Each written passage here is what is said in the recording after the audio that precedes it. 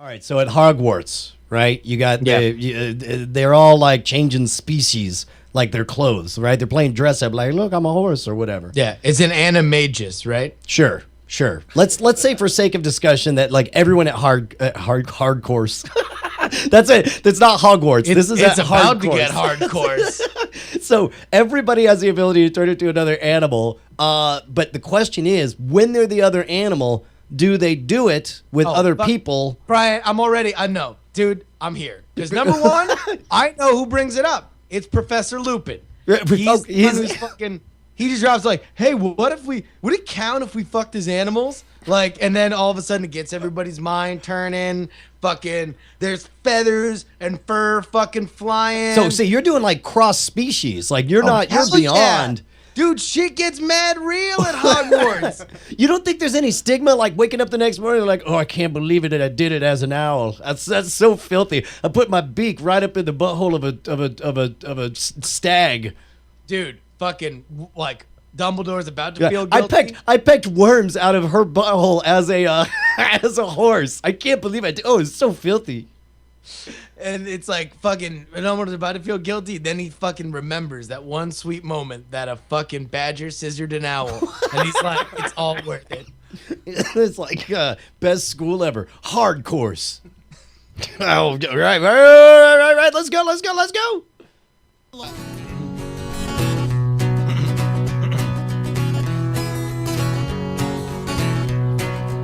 All right, here we go.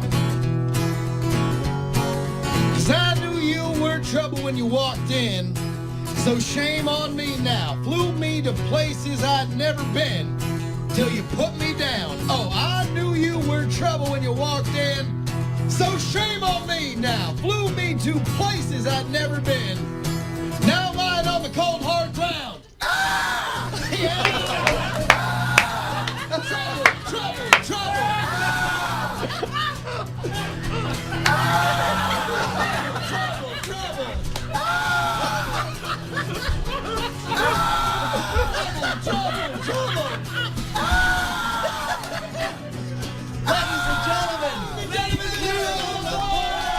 All right, I say that's go time. That means it has got to be go time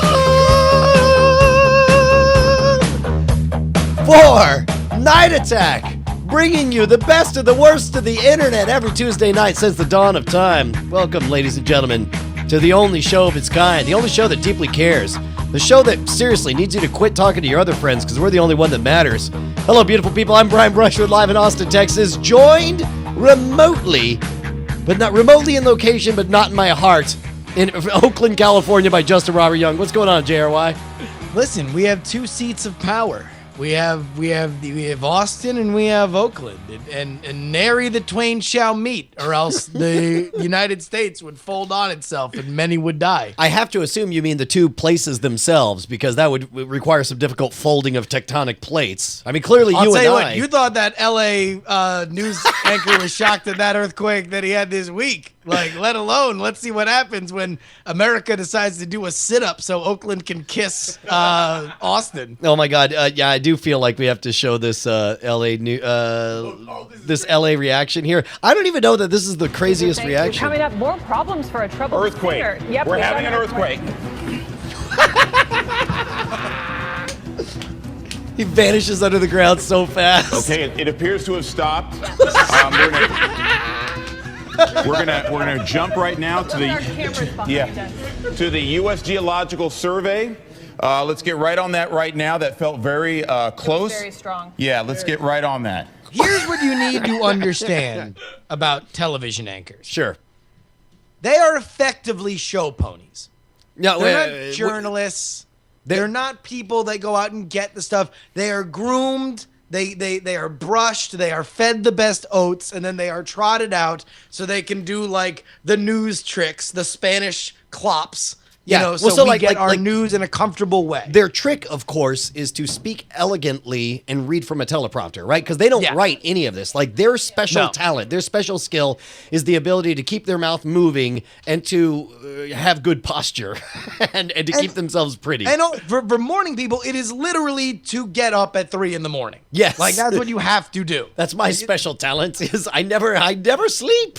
I get up at 3 in the morning. I've decided to live a life in which I go to bed at 8 and I get up at 3 so I can look good in high definition to read the news. Now, it is not without its talents, but these are not, like, the people that you are watching now are not the people that have guns fired over them in Afghanistan so they can make, talk to a tribal warlord and find out what's happening on the ground. This is one step above the guy at the Gap who is just there to look good so teenage girls will walk in and buy jeans. I'll tell you what looks good is this animated GIF where they substitute Patrick from SpongeBob for one of the... hang on, let me get a refresh on this. There we go. I think there was also, when I went to Reddit yesterday, the number one thing on the front page of Reddit was the second half of that where they're both... where he has his hand out cautioning calm, and she is just getting up from under the desk, and it said, "Caught giving a BJ." Like in the lower third Chiron, like that's the story. No, that was the Reddit thing, and then it just went to that GIF. Tell you what, man, Reddit's been pretty good lately. I go back and forth on Reddit. There's one time I'll look at it, I'm like, what a bunch of smug, entitled, rich, white males who it's like they're all convinced that they're the first people who realize that we're going to grow old and die one day, and they're like, the number one question is, explain like I'm 5. Is it true that we're going to grow old and die one day? And oh wait, you mean like in terms of like the people that they ask questions of and shit like that? Yeah, well, I'm just in general, there's a character to Reddit in general. Oh, yeah. Certainly so. It's got a demographic. But there's also a talent to Reddit, and that tends to be where stuff explodes, and they do a good job of, like, there's stories that show up on Reddit and then they break it down and destroy it. And then, like, now I'm kind of into discovering the weird subreddits. Do you know there's a whole subreddit for cord cutters? And I'm like, how is it? I'm sure. I mean, like, I'm surprised that, I mean, like, there are subreddits dedicated to our things that we neglect. Well, yes. No. And I'm not saying, like, cord killers. I know we have a subreddit, and we do our best to read it. Wow. I don't know what happened here. But this Photoshop image appears to be... I don't know if they superpositioned two people on top of each other. No, that didn't happen. That's a Photoshop. But like, I don't know. Lately, I'm pretty pleased with what I'm seeing in the comments. A lot of thoughtful comments. I actually had a thought about Reddit, though, because everybody is like, oh, because you're right. There's a character to Reddit. And Reddit character is kind of like, I do things, but also I'm smarter because I'm on the internet and I'm 11 and I'm sick of your bullshit also. Like, he's that kind of guy. Yeah. But at the same time, let's say Reddit became popular truly globally, right? Oh my God! You think like all of a sudden we'd be wishing for the old Reddit? Like at least that fucker could hold a conversation. Let's say half that front page, yeah, is in Arabic. Oh my God! Portuguese. You know what? I don't know. There's something fine about that. I'll go to /r/English. This is not ours, right? Right. But all of a sudden, that I'm a man of the world. I like to know things. That will go from 0 to let's build a fence real quick.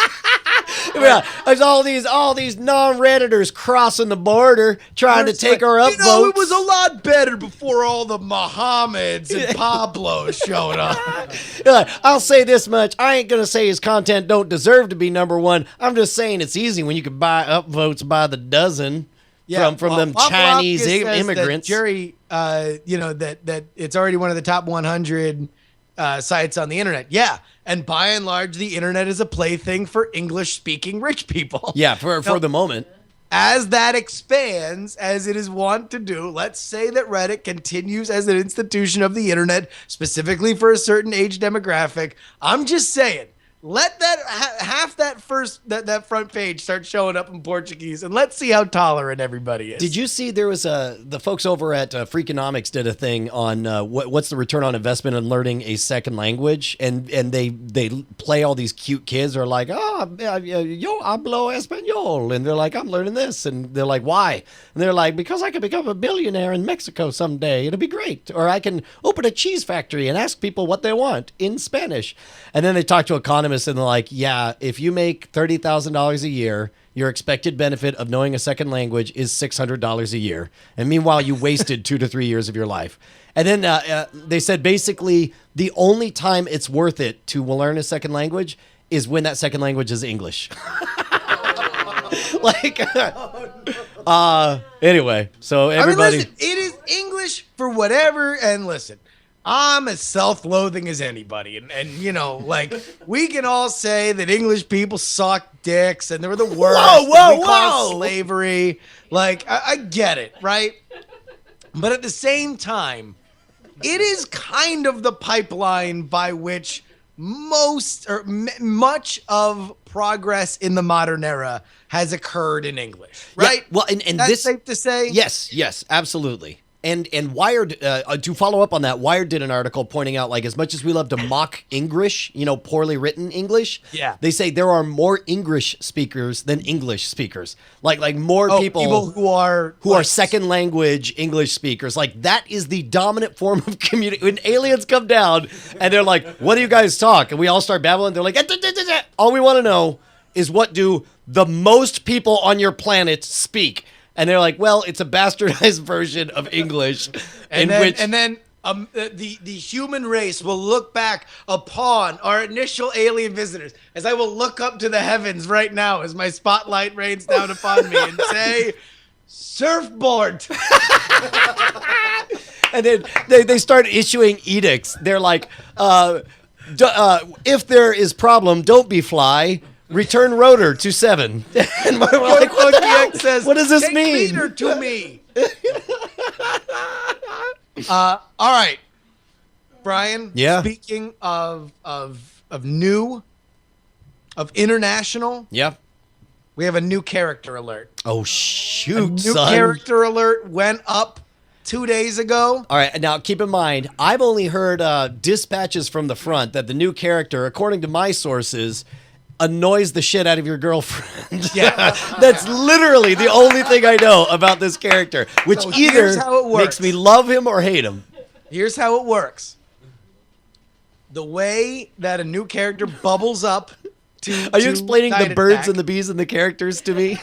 Like, when two fictional characters love each other very much, they have sex. Sperm, jockeying for the egg. Okay. Many are lost. Not all get there. Many die. Thousands of characters, thousands of annoying voices and catchphrases die before it can make it to the full inception that shows up on this show. All right, can you give us a hint before you just unleash the new characters? If I'm picturing all the spermatozoa of catchphrases like bleeding up, give me some of the ones that sort of failed on the way, some ideas that sort of withered on the vine and died on the way to new character creation. You want to know what? Like those spermatozoa, they're half ideas. It's just like it doesn't matter. Like a weird noise or something like. Well, here, like how about this one? So at some point, Ashley said about our bird, Dr. Bird, DB wants to be free, and so it's not a character, but right. I just keep shouting like a truck stop redneck whenever I walk by the cage. DB wants to be free. He sounds a little bit like a Jeeb or Fredo from our racist time machine. There's a little bit of that, but it's very much, and it's very pleading. It's just like, yes. Don't you see? DB just wants to be free. I tell you what, DB, I'm gonna break you out of here. We're gonna use a time machine. We're gonna go back and have bird adventures through time. See, that's the thing, Brian. It doesn't go anywhere. That's right. It. It's one phrase. It's not a character, so it dies. It never makes it to Night Attack. All right, so who did make it? And what backstory do we need to know getting into it? All right. So you can pad your resume to get to Night Attack by annoying the shit out of Ashley effectively. Okay.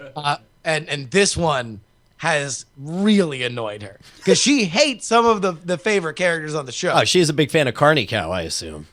She does not like Cardi Cow, and she will, like Steve McTillituder will bring her to physical violence. All right. She hits me when I tried to do Steve McTillituder. Dude, I feel like you've teased us to maximum arousal. I feel like I'm fully erect right now. Well, let me say, I said out on Twitter, as we were teasing it, I said it was CBM. Okay. And somebody, Cowgirl Curtis, said Colonel Bowel Movement.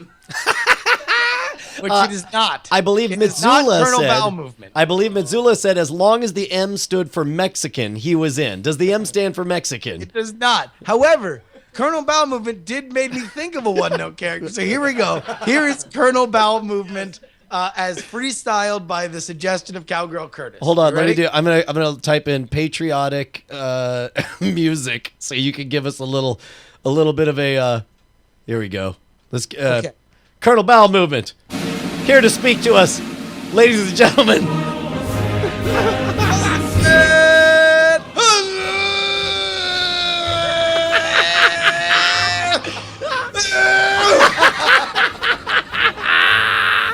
See, it's great. That's money in the bank. Colonel Bowel Movement. It's pretty good. All right. All right. What about Captain Black Mexican? Is that for CBM? Okay, no. This isn't a piano bar. I'm not just taking requests. Okay, fine. Here's what CBM stands for. All right. Creepy British man. Creepy British man. Creepy British man. Can we have an interview with creepy British man? I do believe you can.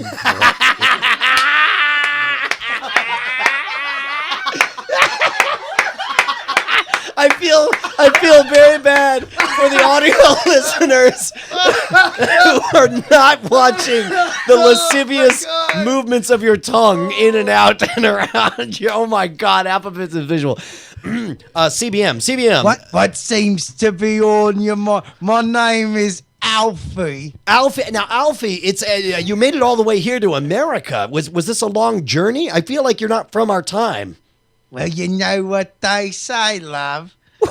Tickle bites a nipple.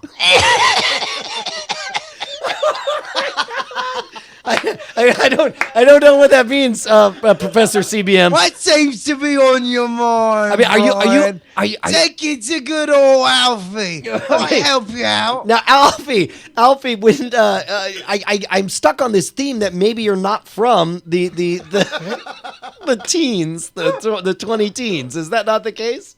Well, you know what they say, Brian. What do they say, Alfie? You wanna be happy, you best please Pappy. Now, we assume here in America that England's a very small island, and I assume that you meet a whole bunch, all the other English people. You know each other. Have you met Piers Morgan? Well, you know, Brian, when it comes to it, it just comes back to an old saying my pa used to tell me. Well, what's that?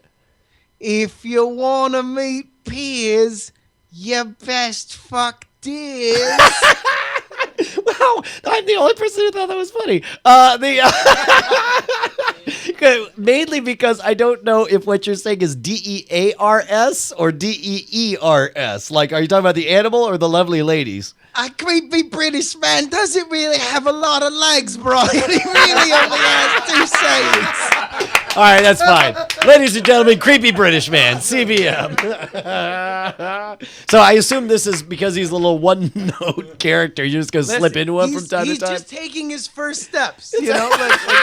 It's like, you're like, hey, man, you haven't given the mic to Callie yet. No, you just show her up for about 3 seconds and take her off screen. Eventually, you know, it'll take a step forward. We don't quite know what Alfie's going to do. All we know is that Alfie does a few things. He licks his lips creepily. Oh, Jesus. Yes. He speaks with a from a bygone era creepy Cockney accent. Right. And he does sound like he belongs questions in favor of creepy metaphors. sayings. Yeah, what they say. Yeah. You know what they say? Yeah, it actually sounds like it belongs in Song of Ice and Fire, Game of Thrones, or maybe in Name of the Wind or something like that. It might be a little bit a little inspired by Roy Dotrice. Yeah. Hey, you know what? As more of actually what I would imagine Roy Dotrice is actually like. He does this all. He's like, would you believe that? He does this whole Tyrion Lannister. He does this whole thing, and he's like, A Song of Ice and Fire, as read by Roy Dotrice, and he's got this perfect accent, and then he walks out and like, are you done there, love? Did you like the way I moved my voices? Hey, man, you want to take a moment and thank the folks who make Night Attack possible? We were talking before any of this started, as we kind of do to get our heads right. You know, I go out to the backyard, I crack open a beer, watch the sunset, and sit on the kids' swing talking to Justin. And at some point, it came up like, hey, man, how many many people are watching? And Justin says, no idea, don't care. There's only one number I care about. And that, my friends, is the number of people supporting us over at patreon.com/Night Attack. By the way, Justin, that number is 1,185, giving us a total of 1,956. I mean, 1956. but really, yeah, no, Brian, what we need to do is understand that in 1956, British spies Guy Burgess and Donald McLean resurfaced in the Soviet Union after being missing for 5 years. And in fact, all that's left of them is this audio recording. Hey, love, it's me, Guy Burgess. I think my favorite part of that is seeing the slight pause as you're like, hey, love, it's me. Your whole body turns to read from front to double check the name. Guy Burgess. That's my favorite game on Twitter. Elvis Presley entered the United States music charts for the first time with Heartbreak Hotel. Norma Jean Morstensen legally changed her name to Marilyn Monroe. Yeah. I mean, good change. It's a good change. Can I tell you, you know what that means? Is that means the average pledge is like $1.25 an episode, which is amazing. Like the mere fact that it's the sheer numbers. We are a podcast that lives and dies based on the diversified interests of Chat Realm because dude. Like basically we don't want to be would you say that's the problem with NSFW is that we were forced into a position where we needed to have broad appeal when all we wanted to do was make exactly 3,000 people on the planet laugh extraordinarily hard? No, I think the problem was that was the expectation. And I think we always kind of gauged ourselves against that. We failed miserably at being a show for a wide audience. We consistently failed. Really, the show hasn't changed. What's changed is our expectations. And now our every time that we would think about how to change the show before, it would be about, well, let's bring it to a wider audience. Let's get more people that like we maybe don't want to have on, but other people would like for us to talk to. And it was always for the mythical masses, wherever the crowds were at. Yeah. Now it's like, well, how can we do something that will make 3,000 people happy? Yeah. Well, or specifically make each other laugh. And fortunately, we found like that mythical right 3,000 to 12,000 people who exactly finds us hilarious, you know? Absolutely. And so, all right. So everybody who's in the chat room, and I'm seeing a bunch of names that I know have put in a bunch of money per episode. Now that we have kind of normalized a little bit, we're out of South by Southwest, so we're not worrying about anything like that. The only big Night Attack related stuff that's coming up is way off in the distance on July 4th at Nerdtacular. We can start knocking out some of those. Yeah, we owe some Skype calls. Benefits, so we owe some personalized Night Attack tracks. We owe some namings. We owe some live streams. By the way, if you're a Patreon, you should have already gotten one of our first bonus episodes. We did a 20-minute viral video breakdown of our own Patreon video, which was that was drunk. Fun. Wow, yeah. Were we drunk? Yeah, no, it was honest. That's why I wanted to get it out fast before I saw it again and was like, no, never release it. No, burn it. Yeah, no, Cheeto should have sent that out. Hopefully you guys got that.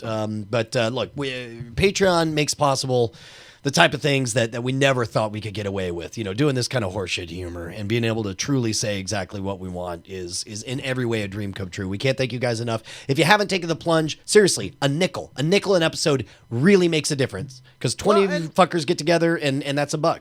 Listen, like, we are already far above what I ever thought that we would get per episode. It's gotten to the point where, like, I was at a little social get together and I wound up like dropping what we're making, per episode, which is awesome that it's transparent. So it's not like it's not like we have to feel guilty. Yeah, it's right there on the freaking page. By the way, it went up $1. You're gonna have to tell me what happened in 1957 now. A boat sank. Let's just go ahead and say a boat sank. All 500 souls were lost. The shipwrecks of Wikipedia. Hashtag the shipwrecks of Wikipedia strikes again. But it was one of those things where it's like, wow, like this is like a job. Like it's as if we discovered it. Like oh yeah, no, now we're actually selling. We're pressing our own hemp oil, and it's selling very well on the internet. Like it's our own little cottage industry. Now I am not. Like, I don't want to bang the drum for everybody should support us, whatever. If you want to do it, then go ahead and do it. Hopefully we can make it worth your while as we get these, get the stuff out there for people who are patrons, and we can make it worth it if you do. However, I will say maybe the last time that I will mention a milestone is that we are within spitting distance of 2,000 an episode, which will bring top hats and monocles. Oh my God. I know. I just wrote that down thinking that it was impossible. And now it's science fact. My significant other, my platonic significant other, put a top hat and a monocle into my Amazon. Oh, that's amazing! All right, so I'll have Bonnie put one in for me. Just in preparation for it. So, if we do get to that, then next week's episode would be in top hats and monocles. Again, at your own pace. We want, if you guys are paying into the show, we want it to be at a comfortable thing. Justin, I'm sorry, we have a pressing update. 1953 is now in our rearview mirror. 1963. I need to know what happened. We're getting into Mad Men territory now. This is like the first season of Mad Men. Everybody was drunk, high, smoking cigarettes, and banging women who weren't their wives. There you go. That's what happened. No, definitely. There was 1963. Well, Brian, way back in 1963. Kennedy was shot. A boat sank, apparently. We're finding that a boat sank off the coast of the country.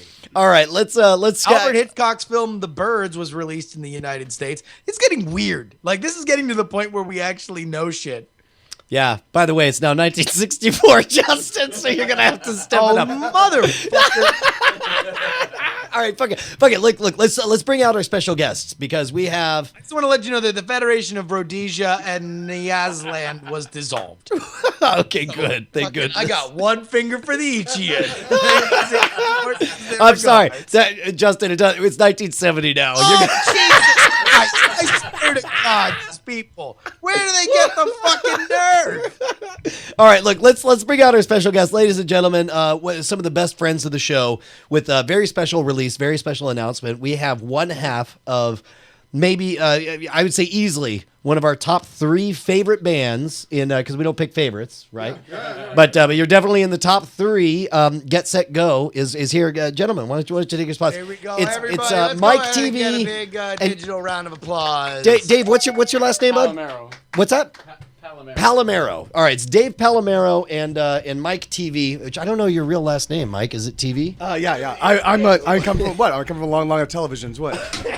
Hey, did I ever get the chance to ask you? Is Mike TV a direct reference to Willy Wonka and the Chocolate Factory? Yeah, it is. Okay. It is. We were the first iteration of the band in Los Angeles was called Vermicious K, which is another. Yeah. That's a literary reference. The Vermicious Kids were the villains in. So you all had names that were themed. Well, no, yeah, I was the one that was the Roald Dahl fan, but we what happened was we kept changing our names. And we'd be on stage. So right before Mike TV, my name was Sterling Silver because we were kind of following. We were following like the You're punk. feeling it around. We were following the punk ethic of like, yeah, you change your name and you're like so. And so there you're like Michael was my slave name. Now I'm Mike TV. And there was no. So there was some show and it's like a pretty sizable crowd. And my bandmate Pat is like, hey Sterling walks in and he goes, Sterling. And I'm like, oh, that's me. Oh, yes, that's right. Oh, no. I can't remember. Yeah, so I'm like, I need a Michael name. And yeah, and so Mike TV. So Mike is your real name, so you switched to Mike TV for convenience. Yeah. So it's, easy to remember. Done. All right, and just to tease what's coming up here, you're here for South by Southwest film or music or... Actually, South by Southwest is done now, but we're here because I made a documentary about a music scene that Get Set Go was a part of called Kiss or Kill. And yes. It took me like 5 years to complete it, and it's finally coming out on iTunes this Tuesday, March 25th. And to celebrate, we're showing it at the Alamo Draft House Village here in Austin. And we're here to kind of like spread the word about that. Well, hell's yeah. All right, Mike's in it, Get Set Go's in it. And we're gonna talk about that whole backstory. I'm sorry, I cut you off. Actually. Oh no. I was gonna say, yeah. I mean, the movies are incredible, but the when it was doing the festival circuit, the stories, those are even more incredible. And those, so we can, if you guys want, I can tell you some. Oh no. We'll get all of those. That sounds great. Hold on 1 second. Brant just killed the show. So there's that, and we're now streaming nothing because it unplugged the webcam and plugged it back in, and Wirecast had an exception. So if anybody, this is the beauty though of having a 2 computer setup, because right now everybody's seeing the Infinite Void This is what the heat death of the universe looks like. This is what will happen when So you're... now, for me, you guys are just frozen. It just looks like Mike TV. Here We go. Now we're back. All right, well, for you, but I still have to start it up on the other thing as well. People are shouting surfboard. I'll tell There you we what. go. So wait, can we still be heard? And just what the video was going? We're all back now. See Oh, how okay, easy that was? awesome. I was able to Wow, relaunch. that's incredible. This is what your We are in the Patreon future. dollars- We are Yes. we are 14 years in the future. See? Boy, it really is, man. It's like I think about that all the time. All right, so Justin, what did we do last By the way, time? I am 7 years old already. We are at 1990. Shut up. We are moving into first Gulf War territory. No, I mean sincerely, stop talking. No, Nirvana is together and alive right now in 1990. Can we do steampunk hats? Bonnie wants to know if we can wear steampunk hats. I'm gonna wear, screw it. I'm gonna put on a steampunk hat and a steampunk monocle. I mean, listen, the deal was top hats and monocles. Beyond Also, that. I didn't write any of these rewards because one of them has me uprooting my life without my permission. All right, come on, dude. MFR, you're telling me when we hit $10,000, I could talk you into it. Don't worry about it. Chat realm, I dare you. $10,000 an episode, I can fly back and forth between Austin. That's fine. We'll lie. We'll tell everyone that you're living here at all times. All right. So what do we want to do? We have supreme talent right in front of us, and they essentially are our plaything for one entire segment. What do we want to do, Justin? The last time that we had Get Set Go on, and they were live in studio, we on the former show, we did a little theme song work. Speaking of Mad Men, right? Yeah. We wanted to do just a little bit of promo work for the internet at large, and we made theme songs for websites. Yeah. All right. What so now, I was thinking is that maybe this time we do theme songs for people. Maybe they could be of the internet, as Kanye West sings. Every superhero needs his theme music. Let's give them exactly that. Okay, so I guess the question is, we got to take from the chat realm the suggestions for what people, and we have to describe to them the essence of what this character is. For example, I would say that Ubiquitous, if you're familiar with Twitter or Google Plus, or any And social... ladies and gentlemen, God Brian, damn it, really? we are officially at $2,003. You gotta be kidding me! Awesome. That's it. The second Iraq War is in full swing. I just had a baby this year. This is in 2003. We had Wow. we gave birth to Penelope Ray Brushwood. Holy 2004, shit. that's right, we Thank were pregnant. you to everybody. And we are also closing in on 2,000 patrons. That's fucking amazing. Yeah.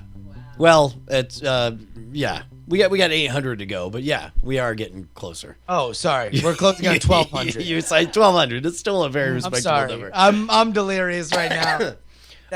That's insane. Thank you guys so much for that. That is, I mean, there's never a moment with Chat Realm where I am not blown away by Just how gonna awesome put it that is. right there. I got to see if Warby Parker will sponsor our monocles. You really should. All right, so oh my God, I could actually get a monocle that actually fits my prescription. So, wait, all right, these are not permanent monocles and top hats. I thought that was it. Wasn't it? Are you supposed to perpetually wear a monocle and top hat for as long as the $2,000 are coming this in? could be the bit. The bit could be we wear the monocles and top hats until we figure out a way to not wear the monocles. my God. You figure out some other thing that It's they like can do. I'm about to take a Sharpie marker and draw a circle around my eye. Like You want here? Tune in next week. We will have the top hats and the monocles. We will figure out where we're going. But until then, Brian, do we have the standing belly clap music? Is that Oh available yeah, to sure. us? No, let me pop this on. By the way, the year is now 2005. Let me just throw that out there. Graduated from college.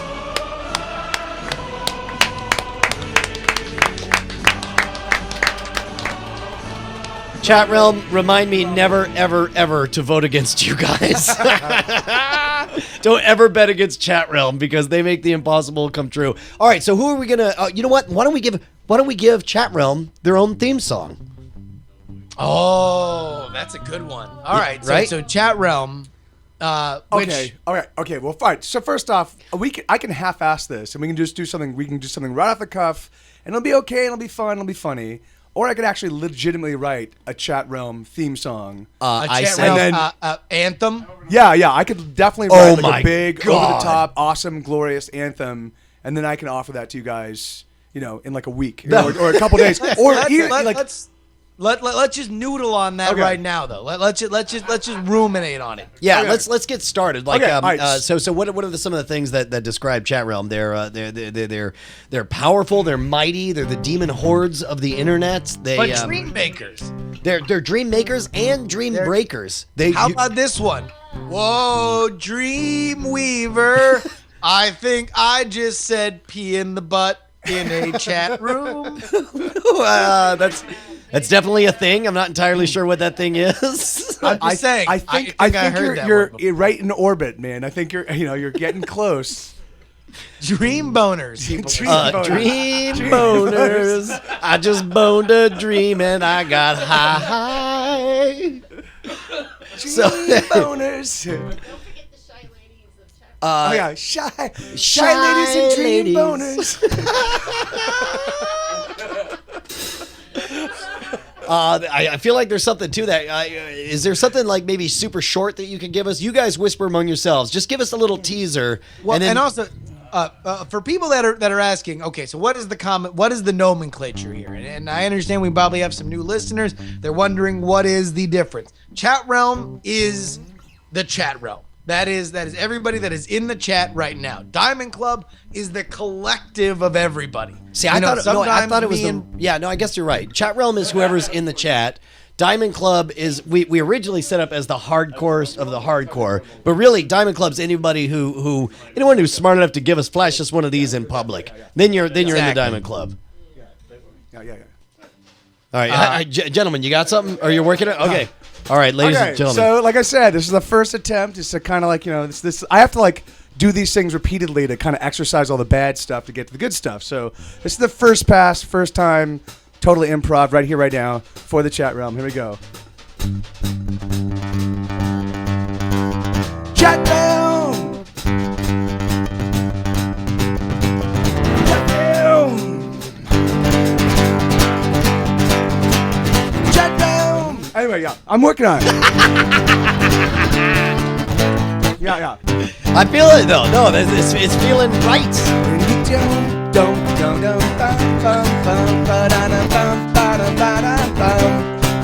Chat realm. That's what I'm saying. I'm working on it. It's getting there. Yeah. You can kind of half feel the story in there that's trying to break out, and you got to set it free. Exactly, it happens. It makes sense. This is good. I'm with you guys. I don't think that this doesn't need to be. We didn't start the fire. Like we don't. Yeah. Can you imagine we didn't start the fire with chat realm? We're like Mega Vortex, Carl Blau, Casey Queso, Brussels, J1's Indigo, Buggins, Curtis LaRock, Brian Chan, Kaliski, E Fink, G4, Prof Pod, Toilet Bug, Tom DeGossa, Oven Nuts. Yeah, there's no repetition. It's just chat realm.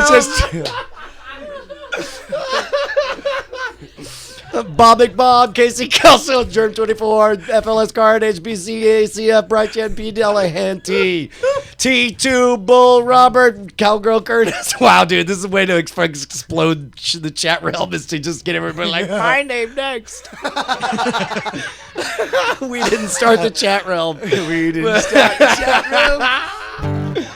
Oh my God, that would be amazing. Oh, dude. Okay. I'll tell you what, that's not a bad idea. As if everyone were to tweet, would you be comfortable doing a Billy Joel cover of all the names? Like if everyone gave the names? Yeah, I mean, it would have to. That would actually be even better than a chat realm anthem. You don't have to write it. Possibly do that live. Like no. I just definitely record it. I could definitely in lieu of. And also, by the way, it would have to be every name, and it would be about an hour long. No. Because what you could do. I could pretty sure I could. Well, crap. Yeah, all right. Yeah, give me the list of names. Let me see what I can figure out because we might be able to. It's a good 200 names you'd be able to get in there, right? Certainly, and all you'd have to do is figure out which ones rhyme and hit the rhythm. And then occasionally you'd have the ones that don't rhyme that are like kind of pop out because they. Yeah. I mean, you could definitely make it a lot of fun and silly. So I mean, maybe is that a Patreon level? Oh my God! Should that be our 25? I'll add a $2,500 level. Is that we'll make a chat? Oh no! I was saying like if you want to be fuck everybody who's in if you're on the Patreon, we can just fucking As do a it. wise Just a thing. sea captain once told me, players don't pay for pussy. So, I agree. Oh, wait, Brian. Players don't pay for pussy. I don't. But there are Right. there are 1,200 names, so that would take quite a while. All the patrons. No. I mean, maybe there's a random lottery, or maybe there's something that people do. This isn't about the Patreon thing. Listen, the Patreon thing is if you want to support it, and that's totally fine. Awesome. And we're totally down with that. But you do not have to be a patron to be a part of this. We'll Awesome. set up somebody get a Google Doc where we can just set everything up and then weed out the duplicates. And to be honest, actually, you want to make sure this happens. You guys, as Chat Realm does, you can tell which things rhyme and fits the meter, and fucking you guys write it. This motherfucker can read it and play it tonight. I mean, just so you know, if we put it in Chat Realm's hands, it's going to be at least 3 stanzas of Pol Pot. That's amazing. All right, so first of all, I'd say this segment's already off to a roaring success. Who else do we want? Somebody asked, I didn't see it, went by too fast, but does pussy pay for players? We ask. It does. By the way, we're in the future right now, Justin. 2015. God damn it, Brian. Wow. Sorry. You just officially hit the future. What That's happens amazing. at Justin? Give us a fact from 2015. 2015, of course. A boat sank. Tesla becomes the world's leading auto manufacturer, and a boat sinks. Okay, so what's another character that we can make a theme for? All right, well, let's say in the news right now, Vladimir Putin, huge in the news right now, taking over Crimea. He's the man about the world. All right, so I'm going to mute your mics, gentlemen. You guys go ahead and get that figured out, and we'll. Vladimir Putin is your man. He needs a theme song. Brian, do we want to help flesh him out something a little bit? Yeah. What are you thinking? What are you thinking? Well, I mean, he's kind of a macho guy. He's a super macho guy. Dude, I got it. Wow, we just got interrupted. What? Vladimir, you're not queer. It's in your constitution. Vladimir, you're not queer. Holy crap! That was amazing. I'm going for time. You're like, I'll tell you, you're freaking killing it, is what it is. That's a great. To be honest, like I don't even care that it's calling me a rampant homophobe. I would play that shit all the time. Vladimir, you're not queer. That's amazing, man. I feel like the only thing you had to add on like ignore the pollution or something like that. No. The thing is, I could definitely like iterate all of the awesome but that's I'll tell you what, attraction that's stuff. a perfect little stanza right there. Vladimir, you're not queer. It's in your constitution. Maybe throw in Pussy Riot. in there for something, right? A little Pussy Riot, a little Sochi, like dual bathrooms. It's like. Yeah. do pay for pussy, Brian. Okay, so what? The music, Brian. The captain's an audiophile. So all right, what other characters do we got? Let's go with the folks from the chat room. Chat realm. All right, so here we're looking for people throughout the world that are maybe they're internet people or not. Let's see. I've seen a couple. Alex Jones, of course, a popular character. My God. Our friend and fellow Blazer Tag patron. Can we? All right. Do you guys know who Alex Jones is? I don't.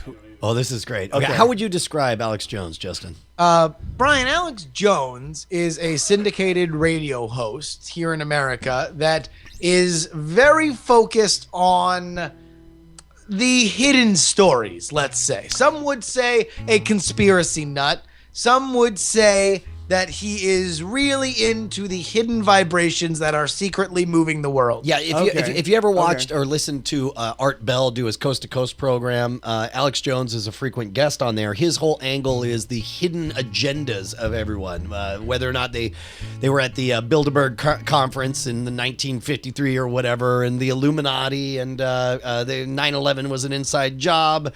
And he was the one who put together a petition to try to get Pierce Morgan Morgan deported from the United States for his anti-gun stance. So so you're saying he speaks the truth. He knows nothing but the truth. He I mean, also listen, he had maybe the best moments of television in 2013 belonged to Alex Jones. Oh, okay. Yelling at All Piers right. Morgan. You know what? You had- Actually, I do feel like we should just go ahead and call this. You had the irresistible force meeting the immovable object. Okay. Of All smugness. right. Yeah. So here's their civilized debate on gun control. If you listen, oh my God, look at that smug. Oh, and that's him. British Oh, that's bastard. him. That's No, that's all right. Piers Morgan. Here we go. Become an American and join the Republic. You finished? Yes, I am finished. You will not take my right. You go through background checks to get guns. How about Prozac? You know the number one. Oh, that's the big sponsor, isn't it? Or that whole class of drugs. Let me ask you a question. Oh, got to cut that off, don't you? Don't want to talk about the U.S. number one cause of death is suicide now because they give people suicide mass murder pills. Calm down. Your answers get more money to the psychiatrists and psychologists to put more crazy people on drugs that make them kill people, Pierce. Let's try and have a debate here. Yeah. Answer me this question. I'm sick of the same old script here, bud. It's fine, bud. How many? Wait, I didn't realize he called him Bud back. That's fine, Bud. So anyway, that's pretty much Piers Morgan in a nutshell. And also Alex Jones. So if you were going to write a theme song for Alex Jones, I don't know if you want to throw murder pills or 1776. Yeah. It has to end with whatever kind of strum end, right? And then Infowars.com. Infowars.com. Oh, is that actually a site that he's? Believe you me, you will know within Infowars, 5 minutes alright. of listening to anything Alex Jones that Infowars.com is indeed the site that you need to go to for more information about Alex Jones. Yeah. Okay. All right. Okay. All right. There's also, you could explain there's a war on for your mind. So here, I'll mute you guys. Tell me when you're ready. All right. All right. People are suggesting, Alex Jones, you're not queer. It's in your Constitution. 1776. Man, I'll tell you what, the whole Alex Jones, our infatuation with Alex Jones really went to the next level once we discovered he's literally my neighbor. Well, let's be real here, Brian, because you knew he was your neighbor. I did not. I knew that he No, was but from you knew Austin. before it became super real, and we realized that, like, not only does he visit your same liquor store, He plays but the you take same your kids laser to tags. see the same places to make them happy in blazer tag. Okay, there's difference. Which, by the way, I want everybody on Yelp right now, if you are a Yelp reviewer, to just give it blazer tag 5 stars and say the preferred child entertainment destination of Night Attacks, Brian Brushwood, and Alex Jones. That would Can be you amazing. please, everybody, let's blow up It's Blazer where the Tag, celebrities Twitter, and Yelp. take their Let's kids. Let them know. Little that compliment, Brian but- Brushwood. Okay, this is a good point. I'm going to go to yelp.com, and I'm going to search blazer tag Austin. And there it is, Blazer Tag Adventure Center. Maybe show him a little bit of love. T2T2's got it. Man, I know he's in Estonia, but I would swear he lived in our hearts because he is so quick with everything. What did he say? What did he say? He has it right there in the chat room. Oh, it's already there. Yeah, no. T2T2's got the links like within seconds. He's reading my mind. Like the moment he hears this bit, he's like, I know in a second Brian's going to try to find it, and then it's going to be murder. They are in working order. It's a damn fine establishment. That's why both me and Alex Jones take our kids there.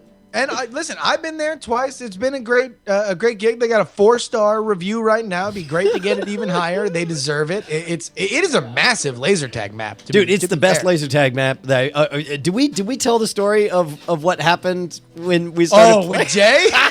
Well, no, with you when I died. Remember? Did we talk about that?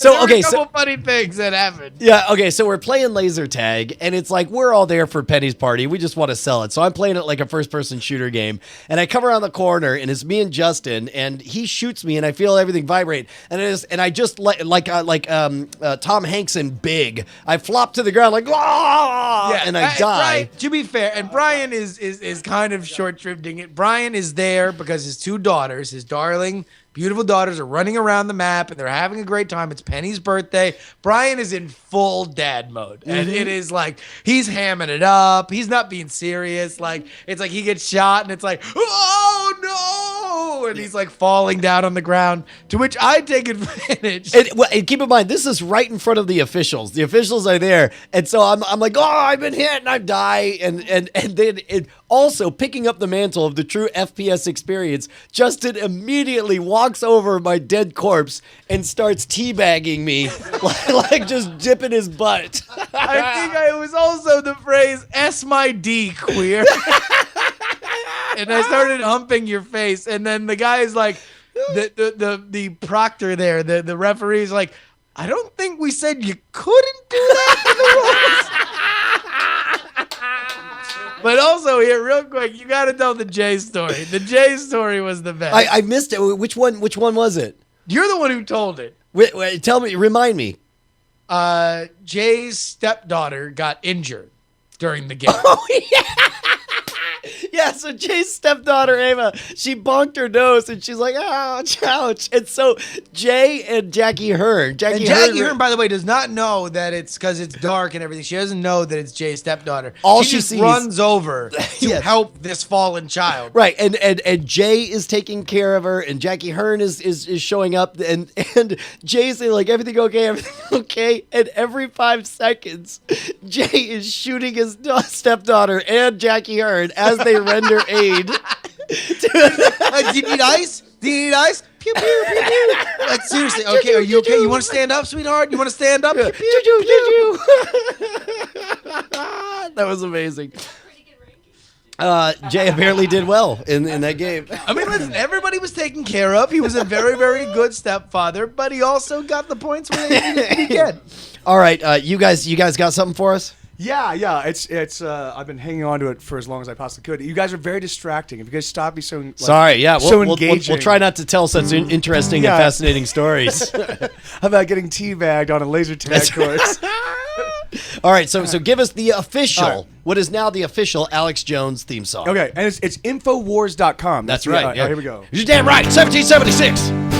My name is Alex Jones, and I know everything you don't, and I will feed you suicide pills, cause you need those suicide pills. Infowars.com. It's good. I can see that being his cold open. I think it's going to go great. God, knowing you guys is really just like such a treasure. It's like every CD, because I mean, at some point, I realized this week, I wound up buying 3-day passes to a festival up in Napa simply because Weezer and Outkast are playing. Sure. And the rest.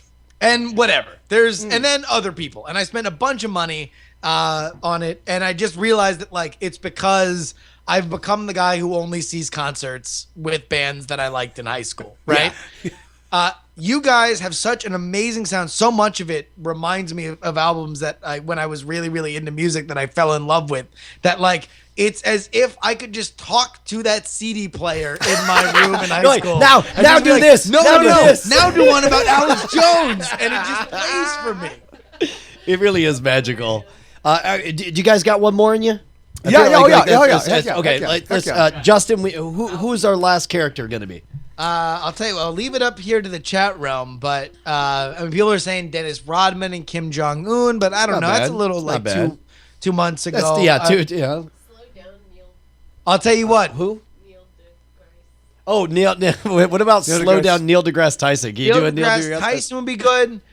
People are, you know, who would really enjoy it though is Veronica Belmont, who was supposed to be on this episode and had to cancel because she had surgery. Oh my God, it should be Veronica Belmont. But before we do, I do feel like we should just at least take a short look. Did you see the Neil deGrasse Tyson slow down? Slow down so he sounds high as hell. I don't have hair there, but if I did, it would stand up on the back of my neck.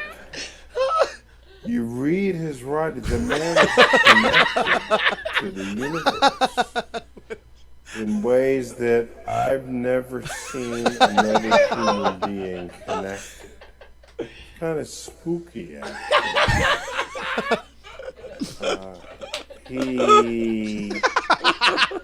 discovers the laws of optics. What? He's got those awesome high eyes, too. Light is composed of colors. That's kind of freaky right there. All right, so we're not going to do Slow Down Neil deGrasse Tyson. We need to encapsulate and summarize Veronica Belmont. How would you do that, Justin? So Veronica Belmont, not only a compatriot with us here on DiamondClub.tv, but also former host of Techzilla. She was the host of BBC's Doctor Who 50th anniversary pre and post game show. Yep. She also co-hosted a little thing called Game On with both me and Justin Robert Young. Oh my God! Don't even. All right, so we ran like all 13 episodes back to back on DiamondClub.tv. Oh, we did? Yeah. On Sunday. Don't even get me fucking started about how good of a show is buried like 1 inch below the soil. Oh my God. It was so frustrating to watch. And we can So you that's did a whole so nother it was thing. just, which by the way, we should point out that there's always good content at diamondclub.tv. We were astonished to realize that with the hundreds, possibly thousands of hours of content we've created, there's enough to like keep people entertained 24 hours a day on this channel. And so we have new mods that are there. I finally got all the credentials to everybody. So there will be 24 hours of content for everybody to watch on DiamondClub.tv. So go ahead and check that out.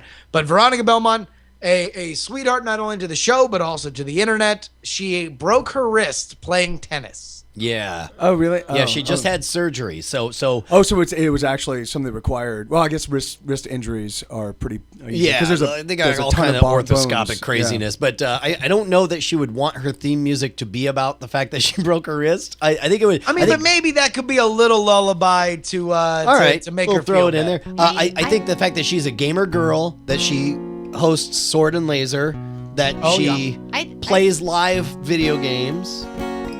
I say we put the pressure on for her to do Veronica. Daphne. This is the internet. We love you, Veronica. This is the internet. I say, how you doing? How's your wrist, Veronica? This is the internet, and I just called to say I love you. I love you. I love you, Veronica. This is the internet. How you doing, sweetheart? Veronica. Remember when we were hanging out that one time? Those were good times. Veronica, I love you. Feel better, Veronica. Love the internet. Infowars.com. Infowars.com. Dude, I'm calling it, dude. Yeah, this is that was zero preparation times. Are you kidding me? Well done. Woo! Holy cow. I was major bowel movement. All right, so we need to get that to Veronica ASAP. Yeah. If somebody can rewind that on whatever format we have and put it on SoundCloud or whatever, we need to hopefully let's try to get that to Belmont ASAP so we can see if we can get some kind of reaction maybe by the end of the episode. Man, if she's not asleep. She may or may not be asleep because she's also high as shit on painkillers. So, it looks like there's a few reviews coming in on the Yelps. I came here to play laser tag during South by Southwest. Little did I know that I'd run into the internet zone Brian Brushwood and Alex Jones live and in the flesh. It appears laser tag is the home of internet celebrities, and if it's good enough for them, it's good enough for me. Night attacks from here, wait, Brian, you want to know what? Let's save those. All right. It's a little tease. Okay. After we talk about our sponsor tonight. Now, you keep saying we have sponsors. I thought we decided, like, there no ads because we don't believe in anything. We're nihilists now. I'm sorry. So in tonight's episode, I want to talk about a historical injustice. Yeah, when did that historical injustice take place? Was it hold on, patreon.com/night attack. Did that take place in 2015? Well, it not only has it taken place in 2015, but it's been taking place for the last 30 years. What? Brian, I think it's time that we I know it's controversial, but I'm going to say that we deserve reparations. Wait, hold on. Just so we're talking about spam, correct? I mean, sure, if you want to use the correct term, we can call it spam. Sure. All right, so spam, which I would like to call it a force feeding of absolute nonsense into our lives, and we deserve restitution. So no justice, no peace. We've been force-fed nonsense, and so we should vomit up justice, is what you're saying. I'm saying that we deserve a little bit. We need our 40 acres and a mule. And you want to know how you get it? You go to MailRoute. MailRoute.net is a secure hosted email filtering service that you can just have up and running in minutes. You want to know how, Brian? How, sir? Edit your MX records. You ever done that? No, but I did go to You're a MailRoute. fucking idiot, and you're not taking it to the max. MailRoute.net/nightattack is up and running, unlike previous weeks. Look at that. Yeah, you can there's sign no up right hardware there. or software to install. Just sign up, change your MX record, and you are protected. Includes inbound and outbound spam and virus filtering, gray listing, and store and forward services. Because here's the thing. You might just think that you're stopping spam from coming into your life, but you don't realize that you also have a problem, Brian. I have a problem? You have a problem. Me, personally, I have a problem. You do. Yeah, you're drinking, and we've all been concerned about it, and we're coming forward to you right now. Yeah, you thought this was an ad for MailRoute? It's an intervention. It's like, yeah, you're drinking. The problem is when you stop, you're not very funny. You're short with the girls, and we need you to keep on an even keel at all times, all right? So you could be part of a botnet. Me, a botnet? You could be. A bot-a-lit? You could be a bot-a-lit net. Here's the problem. If you don't have MailRoute, then you're sending spam to all your friends. Me? Get that weird text message. It's like, hey, why did you text me about ba? Or like, why did you email me about that? About Rolex watches. Turns out your computer's taken over and you don't even fucking realize it. It's goddamn clouds instead of here on Earth where it needs to be with MailRoute. Here's the thing. Last week we asked you guys to tweet out exactly how bad spam was with hashtag #MaximumNoSpam. We got some interesting letters back from MailRoute about the traction that caused. And they have selected one lucky member of Chat Realm to win an iPod Nano. And they did it by random selection. And I'm guessing the reason they went with random selection is because nobody wanted to be responsible for deciding between the Hitler reference or the injured butthole Here, Brian, reference. how about you just whisper to Mike the name of the person who won? All right, here we they go. can do a little musical flourish, and I'll let everybody know that if you go to mailroute.net/nightattack, you can get a bunch of amazing things for free, including things that I should have known beforehand when I told Brian to go do something else. Is this me stalling for time, or did I actually forget? The world may never know. Okay, so there you go. Mailroute.net. Yeah, now keep in mind they selected by random selection. And once you hear who the winner is, that may make sense. All right, here we go. Ladies and gentlemen, the winner of the MailRoute iPod Challenge using hashtag #MaximumNoSpam, we present Get Set Go. Take off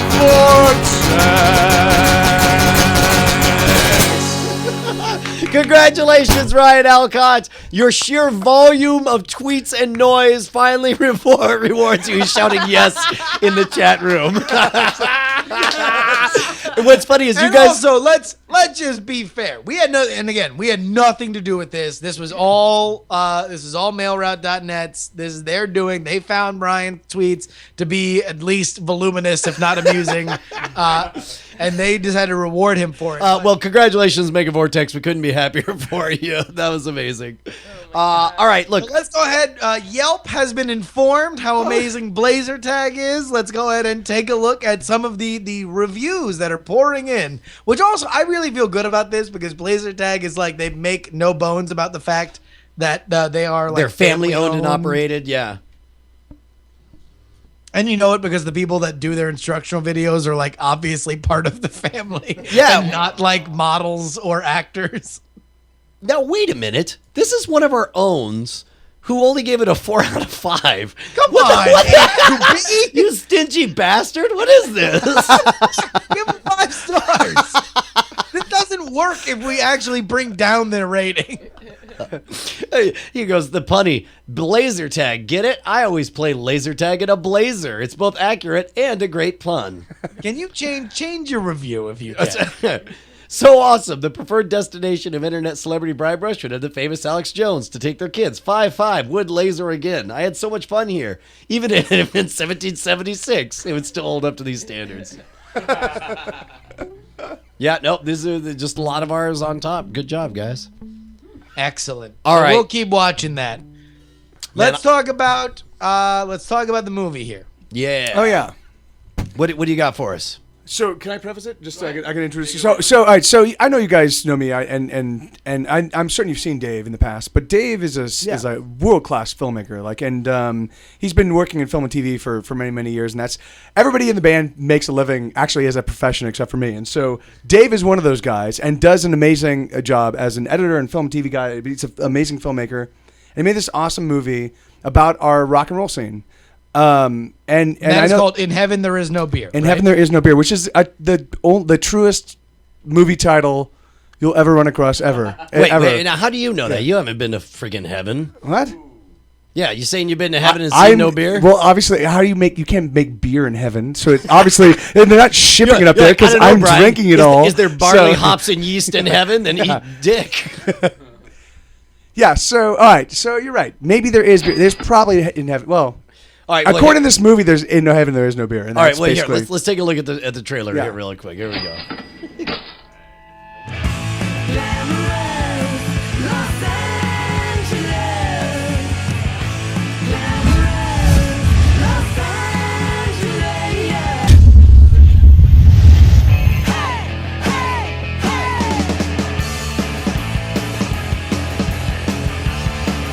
It was almost like in high school when you find that like group of weird kids that become your friends. I probably had about 60 hugs every time I walked in the door. Family, it's family. We were instantly blown away by the bands. I was like, oh my God, we have to play with these bands. No BS. Here we are, here's our songs, 3 chords and a cloud of dust. There's just like this huge crowd of people jumping up and down and screaming the words. It was almost too good to be real.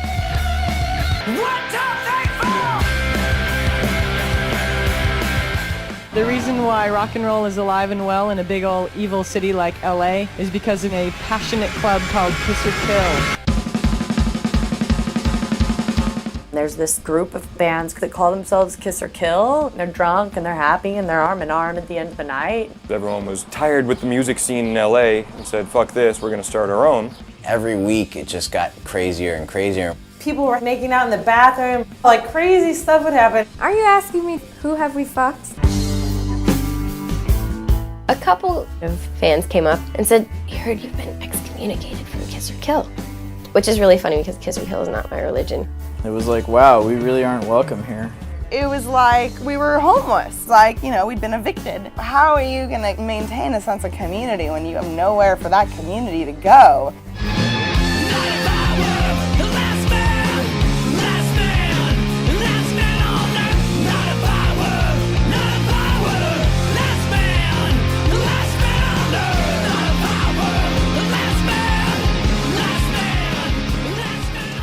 So, oh my God, this just will never be repeated. I'm sorry, you missed it. So if there's a narrative to be told in this documentary, if there's a story in there, how would you summarize it? Because it looks to me like it's the rise and fall of a group of very specific people.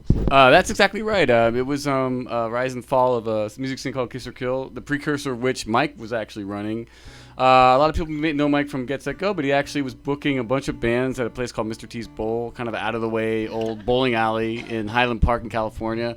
A really great music scene, but it was sort of off the map. And he would get that place packed with like 300 people there every week. And then that place got shut down, and a bunch of bands were so inspired by what Mike was doing. Like, hey man, we should start our own music scene. And at that time, people were fighting against like stupid pay-to-play policies of like the Sunset Strip, where bands actually had to pay the venue to play. Yeah, and for those, and that's because like certain venues had a reputation have for a being a place to get discovered. We're a famous place on the Sunset like, Strip. It was like Whiskey a Go Go. Would that be one of them? All Okay, that kind of stuff. Right. And what Mike was doing was just like low key, great bands. No cover. It was free to get in, and these people who started Kiss or Kill was wanted to do something like that. They were inspired by Mike's scene, and so they did, and they ran for 5 years, and it was great and amazing, and Mike was part of it, and a bunch of other really great bands, and it was like everybody was friends and family. All the fans were friends with the bands, and it was just, when you're in LA, sometimes you feel very cut off, and people aren't all that friendly. It's hard to find like a group of community of artists or musicians. Brian, like, is it just me, or did you just see like what is happening now? Yeah, this is amazing. In Austin, because, you mean? Well, no. To us, like right here in the chat room, Like, you're talking about. What you're talking about in now. Yes, is exactly what is happening in that. That's exactly what I was saying. Is it for me, like having kind of done this in a very physical sense, like, and it really was. It would started with just me and the bands and us just hanging out and just making each other laugh and rocking out and having a great time and getting drunk. And then literally it was like that for a full year, and then about a year in, these little 15 punk rock kids started showing up, and then every week it just kept getting bigger and bigger and a lot more love. And the idea was, it was like you had to show up and have us to get to know you. We had to know every person there before you could play. So it was a come be part of the community, and then you'll be part of the community, and so it went gangbusters, and it was awesome. So it was really interesting. Eventually, the Kiss Kill scene had a downfall and all that. So the movie covers all that. But I was just recently, we were talking about this before the show. I was recently reading a thing about how to build an internet fan base. Yeah. And Mike in the movie says, well, if you want to be a fan, you have to. If you want to get fans for your band, you have to be a good fan. Learn to be a good fan. And the guy in the article just recently, has come out the other day, was like, if you want internet fans, you have to first be a fan of other things.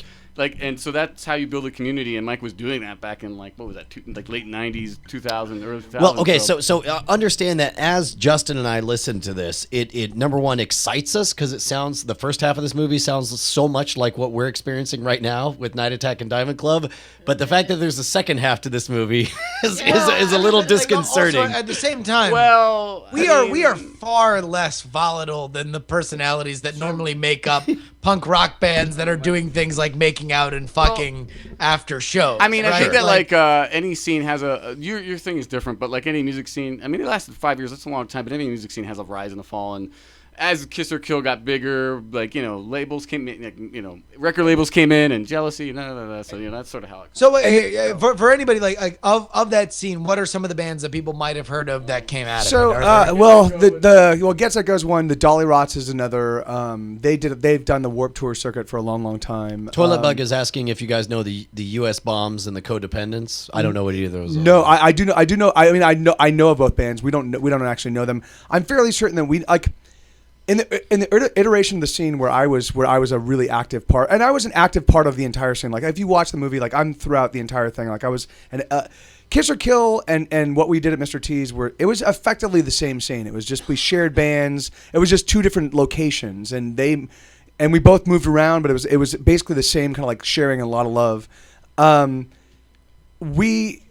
It was a very inclusive scene. So some of the bands did break out. Some of them put out albums. We didn't get a lot of record sales. Mostly the LA music world kind of ignored us, which is really funny because they were paying attention. Like I had people that would like, we had like film and TV people. In fact, that's how we got all of our Grey's Anatomy stuff. Like we had film and TV people there. We had record executive people there. But for whatever reason, they just didn't really go, hey, let's go and spend money on this, which made well, it and also, me, what time, what in what years are we looking at? Okay, so I have a very different. I'm talking about from '98 till 2007.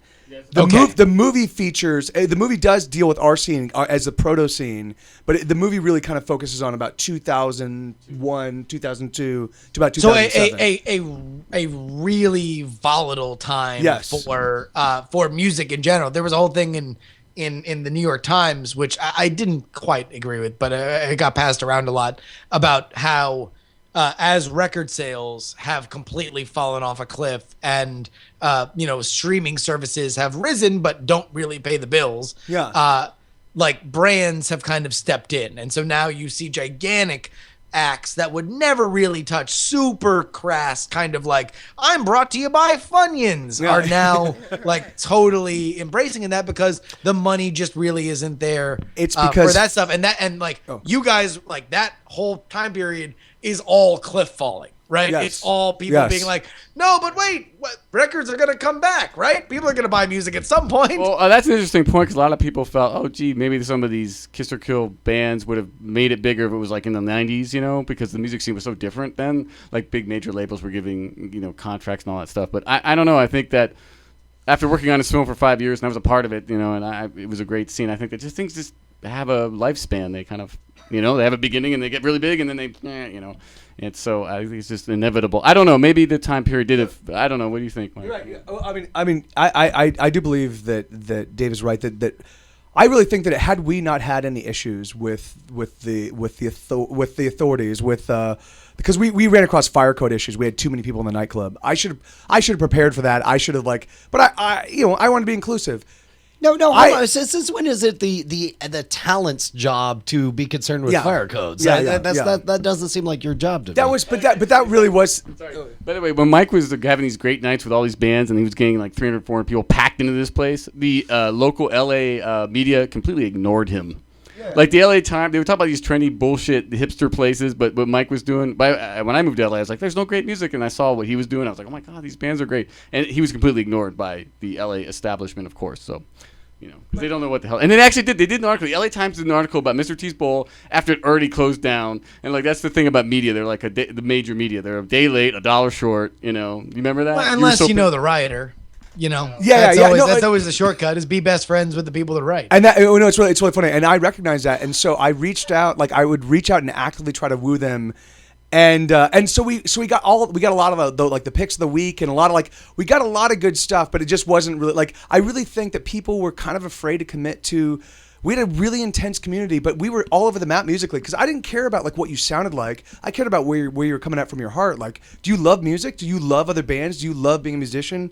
If you've just started making music and you're a shitty band, then become a better band with us because you will just keep making music. You'll get better, particularly hanging out with these amazing bands. So, man, it's astonishing to me how many of the themes parallel exactly what's happening. Both the community, the synergism between the community being both content creators and content consumers, and the idea of that you're providing a safe place to be bad before you could be good. You know, in many ways, I feel like we lucked out in that we started before there was NSFW, before there was Night Attack. There was the BB Live show, which was a safe place for exactly 28 people to watch us be terrible, and the fact that you would foster that in a live meet space, kind of especially surrounded by venues that are actively charging you, you know, with their smug self-importance of being an LA, you know, indie rock venue.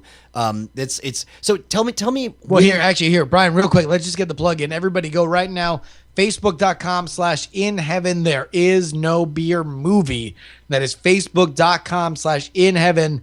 There is no beer movie. I know that there are enough people that have Facebook accounts that can go ahead and jump that like count a significant amount from where it is right now. So go ahead.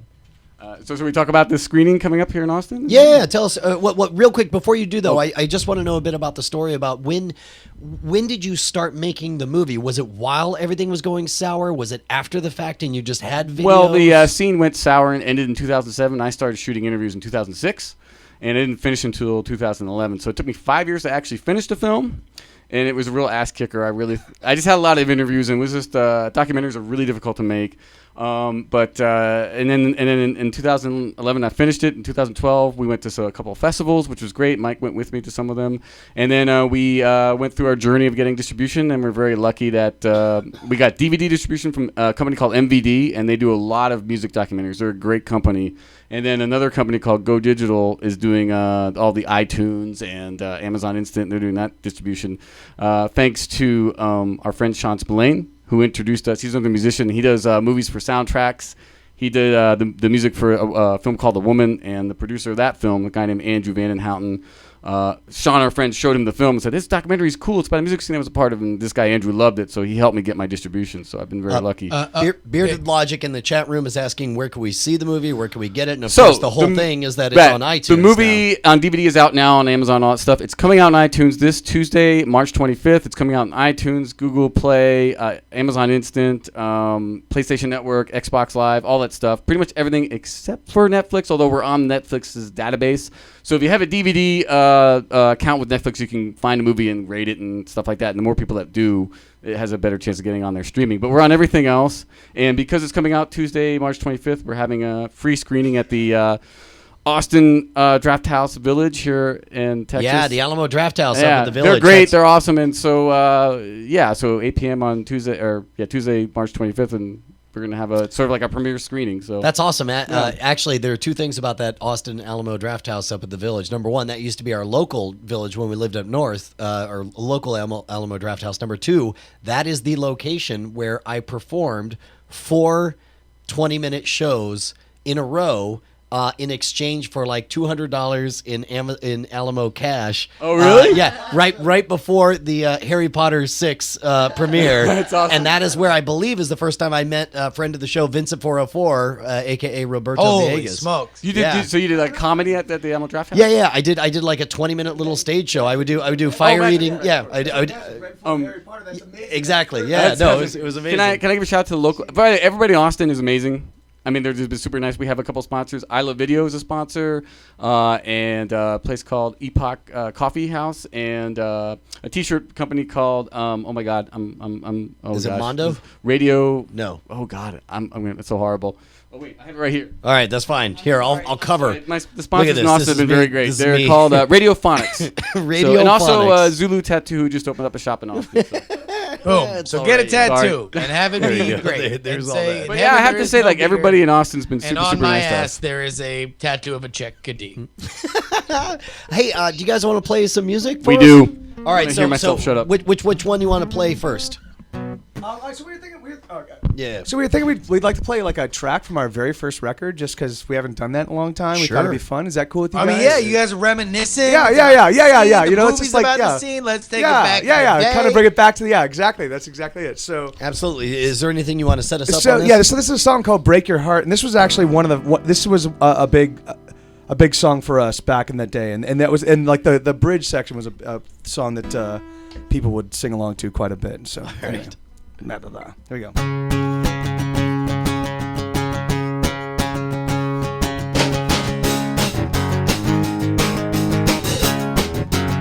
I wanna break your heart. I'm gonna let you down. I'm gonna walk away. I'm gonna fool around. I'm gonna tell you lies. I'm gonna be untrue. I'm gonna make you cry. I'm gonna come unglued. So what you gonna do? You better run away. You better run and hide. You better make your escape. You better run away. You better run away. You better run and hide. You better make your escape.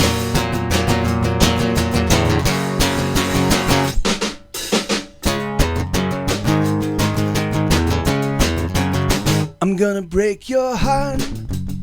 I'm gonna let you down. I'm gonna walk away. I'm gonna fool around. I'm gonna tell you lies. I'm gonna be untrue. I'm gonna make you cry. I'm gonna come unglued. So what you gonna do?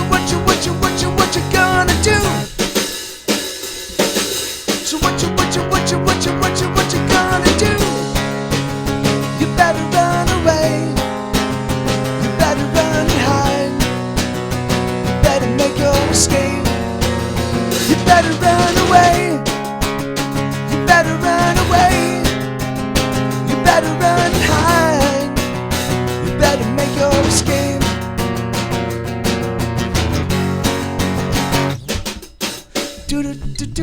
You better run away. You better run away.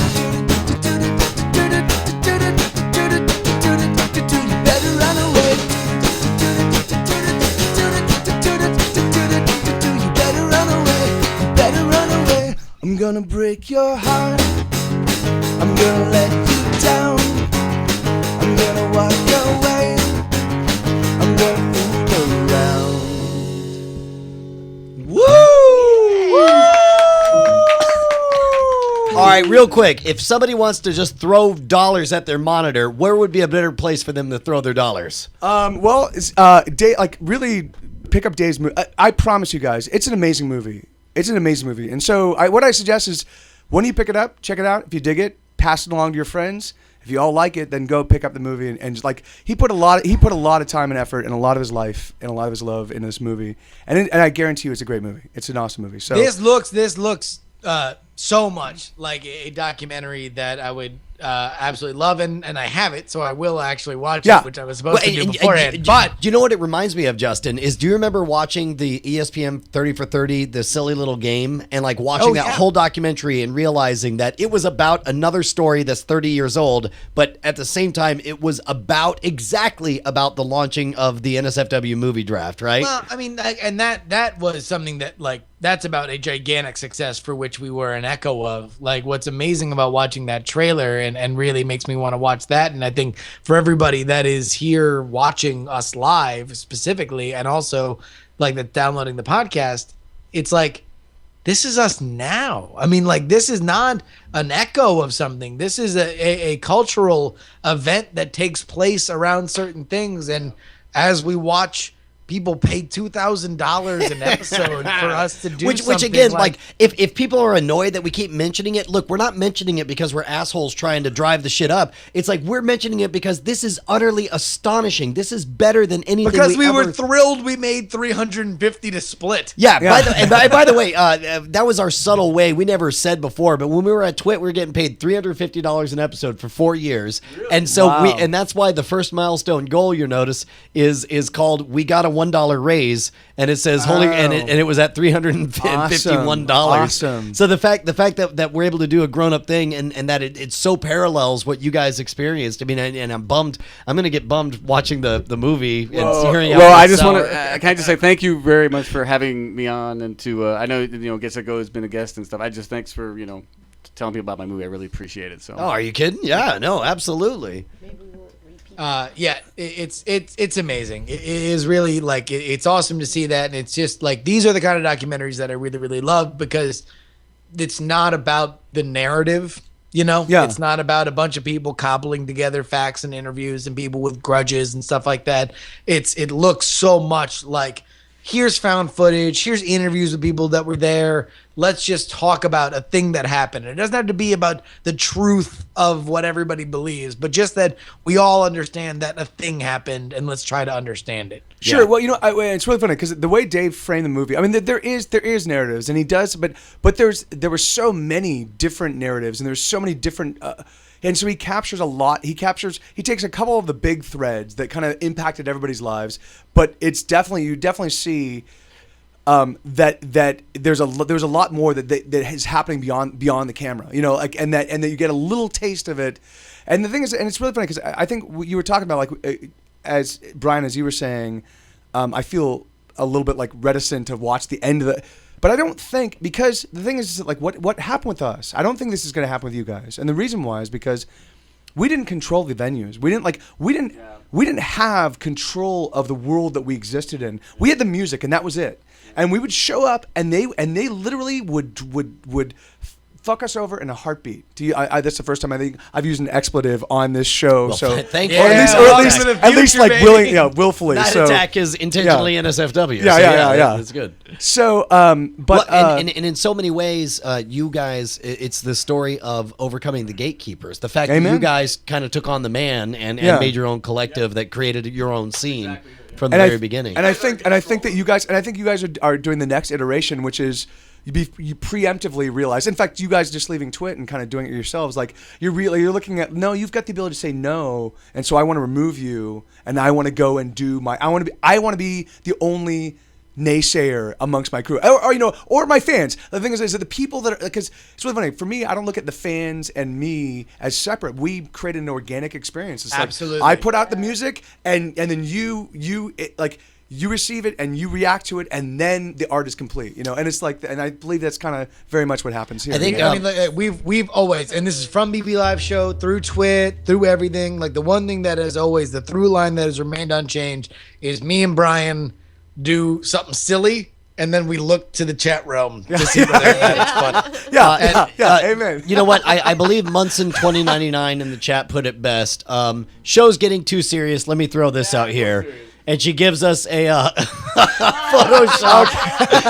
Photoshop of Veronica Belmont. Hey, by the way, everybody go ahead and retweet. It's out on Twitter now. Find my Twitter, Justin R. Young. You can retweet it. Let's go ahead and get Veronica to see it. I'm gonna text her right now. It's Veronica Belmont's. It's the scene from Empire Strikes Back where his hand is cut off with a lightsaber. Only instead it's her severed hand and a tennis racket. Nicely done. It's awesome. What's the man? I want to retweet the freaking thing. Oh, there we go. She saw it. Oh, she did. Oh, awesome. Now I kind of want to watch it. I want to know how it came out. Copy link address. Oh, there we go. Right T2T2 is spamming his own chat room. Veronica. There you go. This is the internet. We love you. Veronica. Man, that was fast. This is the internet. I say, they sure are. How you doing? How's your Looks wrist? Good. Nicely done. Veronica. All right, we don't need to rewatch 20 minutes ago. Screw that. The past is dead. Screw it. Sorry, Veronica. You're delightful, but not that delightful. You guys are in the future she just texted me saying, I just saw, thank you. That's amazing. All right, you guys got another song for us? Yeah, all right, we do. I mean, yeah. Wow, that was a reluctant Well, You want to know what here, Brian? Let's go ahead and before we get into that, speaking of community, since we all have a bunch of warm and fuzzies about community, let's go ahead and get into our segment, Diamond Time. Yeah. Diamond Time, of course, is where everybody here in the Diamond Club can have their own stuff talked about, so people will know about it more. It is brought to you by Ruin'em, ruin'em.com. Get drunk. No, don't get drunk. Get Ruin'em. Oh, there we go. Don't get drunk, get Ruin'em. God damn, I wrote my own thing. I know. Which was what was astonishing about the fact that Also, by the way, screwed it remember up. to submit your project at nightattack.tv/diamondtime or bit.ly/plugmything. The first one comes from My Art. This is My Art. This is what they're plugging. It's they make photographic art. Go to gregnoblinart.com. I'm going to see if I can actually dig Go up. ahead and check what Greg Noblin's up to. Man, Slob that's a on his great Noblin. name. All right, well, hold on. He I probably always doesn't heard his appreciate that. fans That's talk not about what it. he probably likes. That's Is let's that not see. appropriate? No, don't. The point. The segment's not called "Make Fun of My Shit" and my name. It's called. Although I think according to the rules of English, his name is probably pronounced Jesus, look at Noblin. this is gorgeous. And Noblin is actually a little, but it could be Noblin. But Jesus, man, this is like my talented stuff. table. That's Yeah. great. Eat shit, Justin. You're an asshole. Man, I'm the one who created this opportunity for us to look at it. Man, these are great. Wow, no, actually, no. You want to know what? No, I do eat shit. That's lots of shit because Greg Noblin is the truth. So I love Triceratops shit. I'm just I fucking love Triceratops shit. Man, this is really good. Greg Noblin, man, congratulations. Dude, all right, so Fantastic there we stuff. go. Greg Noblin Art.com. GregNoblinArt.com. That's also Tasteful Nude Sport Podcast. It's a weekly sports podcast giving you the naked truth in sports. That's tiny.cc/tasteful nudes.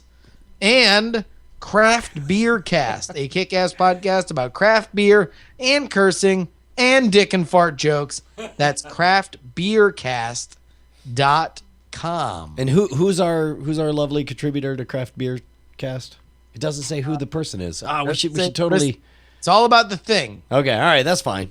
Dude, thank you guys. Thanks to everybody who makes. So there we go. If you want possible. to submit your own thing, that is nightattack.tv/diamond time or bit.ly/plugmything.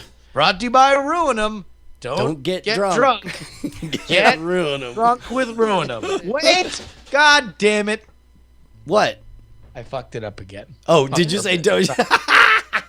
Get drunk with Ruin'em is what you said. All right. All right, look, gentlemen, what are you guys playing for us next? So by popular demand, looking at chat room, we're going to play I Hate Everyone again. Because it's a good, Oh, yeah. Yeah, so here we go. Yep.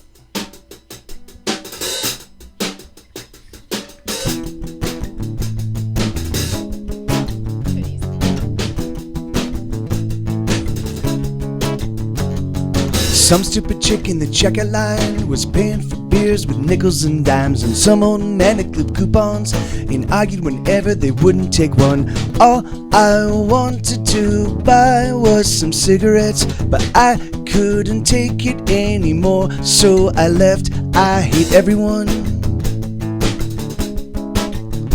I hate everyone. I hate everyone. I hate everyone.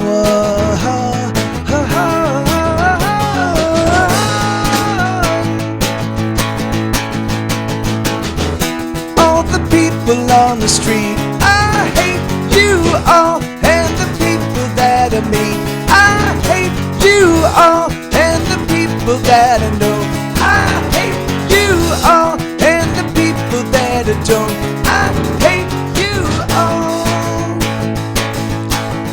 I hate you all.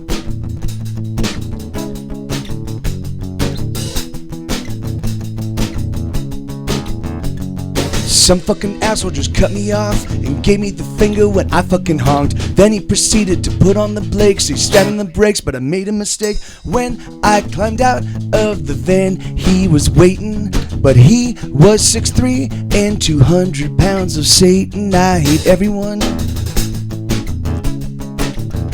I hate everyone. I hate everyone.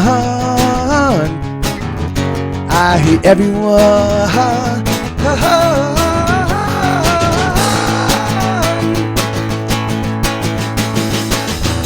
All the people on the street, I hate you all, and the people that I meet, I hate you all, and the people that I know, I hate you all, and the people that I don't, I hate you all. Bet you think I'm kidding, I promise you it's true. I hate most everybody, but most of all, I hate, oh I hate all the people on the street.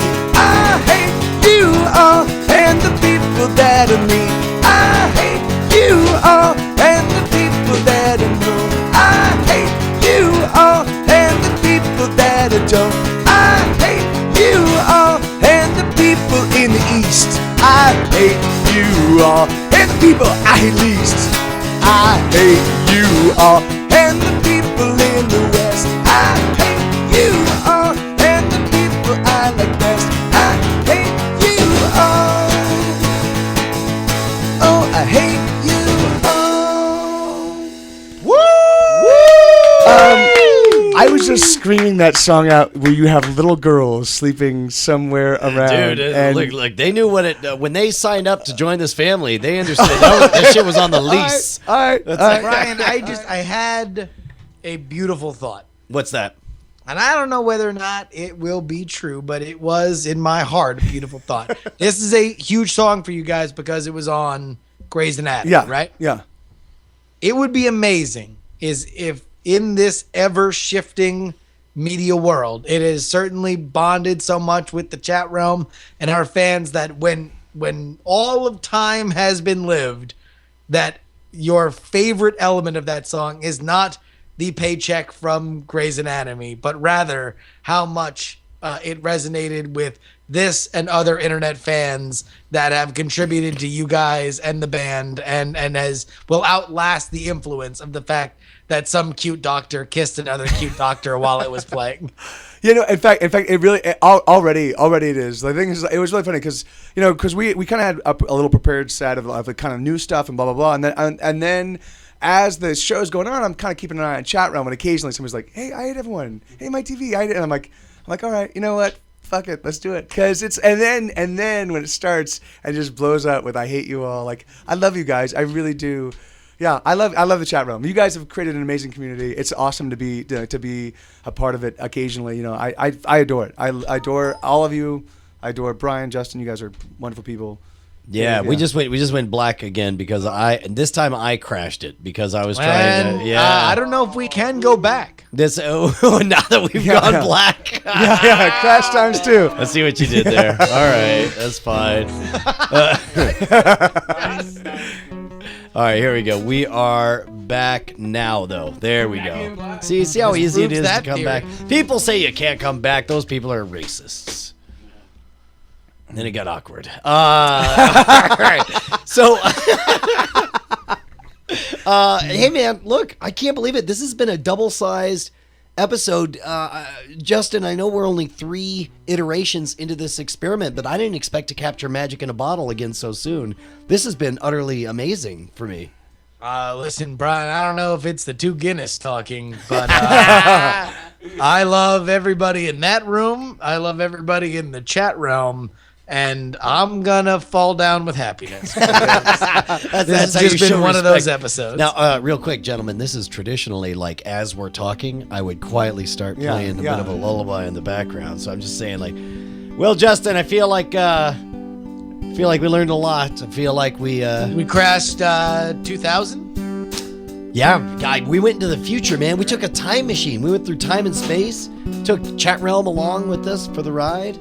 We saw our future in a punk rock documentary. Oh my God, the terrifying future wherein we eat our own tail and everything comes crashing down.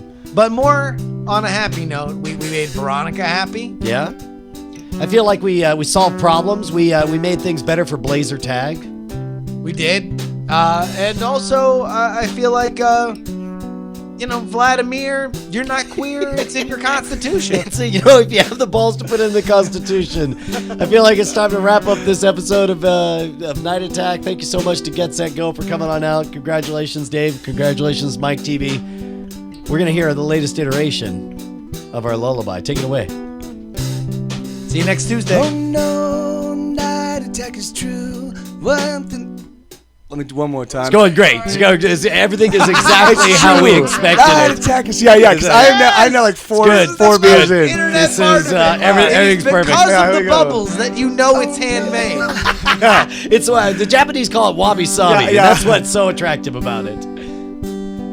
See you next Tuesday. Oh no, Night Attack is through. Is it something that I did? Is it something I can do? Oh no, Night Attack is done. Oh, my heart is broken. Something's done. It's great. Oh no. All right. I don't play this song that often. There's not a lot of call in LA for me to like. I'm the one who kept throwing beers in his hands. You're doing great. No. I got it. Oh no, Night Attack is done. The depression just begun. There we go. Brian Brushwood, every time you leave, I wanna hurt myself by pissing off some bees. I'm allergic to bees. Oh, Justin Robert Young, every time you go, I wanna cryogenically freeze myself, until you return by walking naked in the snow. Night attack, night attack, night attack, night attack, night attack, night attack. I love you. That was Dave's very first time singing ever. See you next Tuesday. Die in a fire, beautiful people. Love you guys. Magic. Made for you, custom made.